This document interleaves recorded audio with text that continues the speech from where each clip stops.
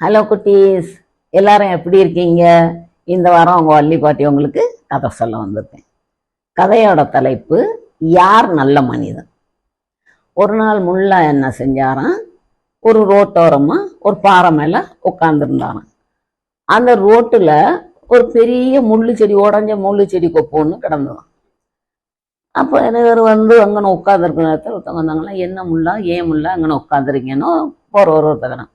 நான் ஒரு நல்ல மனுஷனை பார்க்கறத உட்காந்துருக்கேன். நான் நல்ல மனுஷனை யாரை பார்க்க போறீங்க அப்படின்னு அவர் யோசிச்சுட்டு என்ன இப்படி சொல்கிறாரான்ட்டு வந்தவர் போயிட்டாராம்.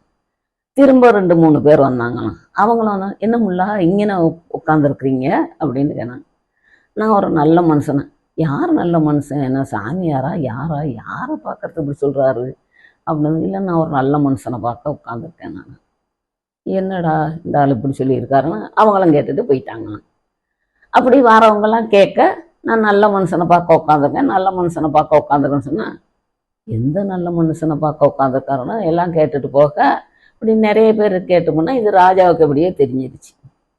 ராஜா பார்த்தாரு, என்னமோ முல்லான்னு ஒரு ஏதோ ரோட்டில் உட்காந்துக்கிட்டு என்னவோ நல்ல மனுஷனை பார்க்கணும் உட்காந்துருக்காமா, சாப்பிடாம வைக்காம காலையிலேருந்து இப்போ சாயங்காலம் மத்தியானம் சாப்பிடாம இப்படி உட்காந்து சொல்லிக்கிருக்காராம, என்ன ஆச்சுன்ட்டு போய் பார்த்துட்டோன்னு ராஜா வந்தாராம்.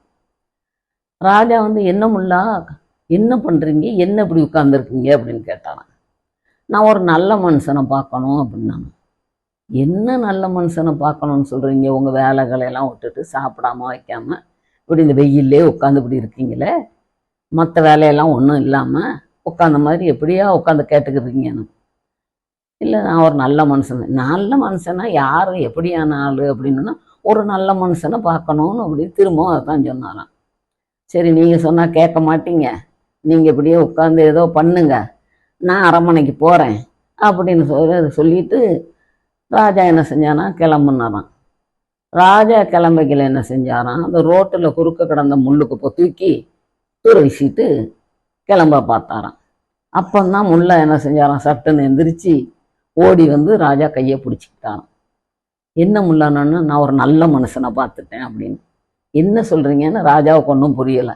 இல்லை, நானும் காலையிலேருந்து இங்கே உட்காந்துருக்கேன், வாரவங்கெல்லாம் என்ன முல்லா ஏன் உட்காந்துருக்கேன்னு தான் கேட்டாங்களே தவிர, கேட்டுட்டு போகிறவங்களாம் அந்த முள்ளை தாண்டி ஒதுங்கி போனாங்க. யாருமே அந்த முள்ளை தூக்கி தூர போடணும்னு நினைக்கல. நீங்கள் வந்தீங்க, நீங்கள் சொன்னீங்கன்னா நீங்கள் சொல்கிற வேலையை செய்ய எத்தனையோ பேர் இருக்காங்க. ஆனால் நீங்கள் யாருக்கிட்டையும் சொல்லாமல் நீங்களே அதை தூக்கி தூர வீசிட்டீங்க. அப்போ நீங்கள் தான் நல்ல மனுஷன், மற்றவங்களுக்கு எதுவும் இடைஞ்சலாக இருக்கிறத அந்த இடைஞ்சலை நீக்கணும்னு நினைக்கிறீங்க, நீங்கள் ரொம்ப நல்ல மனுஷன் அரசே அப்படின்ட்டு முல்லா சொன்னாராம்.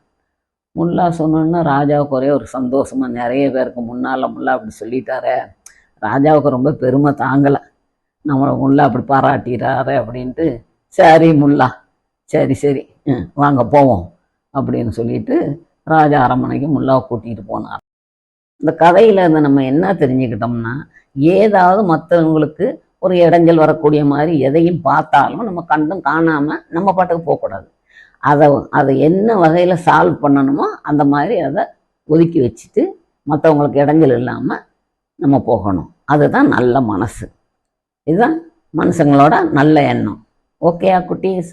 இந்த கதை உங்களுக்கு பிடிச்சிருந்தா லைக் பண்ணுங்கள், கமெண்ட் பண்ணுங்கள், ஷேர் பண்ணுங்கள். அடுத்த வாரம் வேற ஒரு கதையோட உங்களை பார்க்குறேன். பாய்.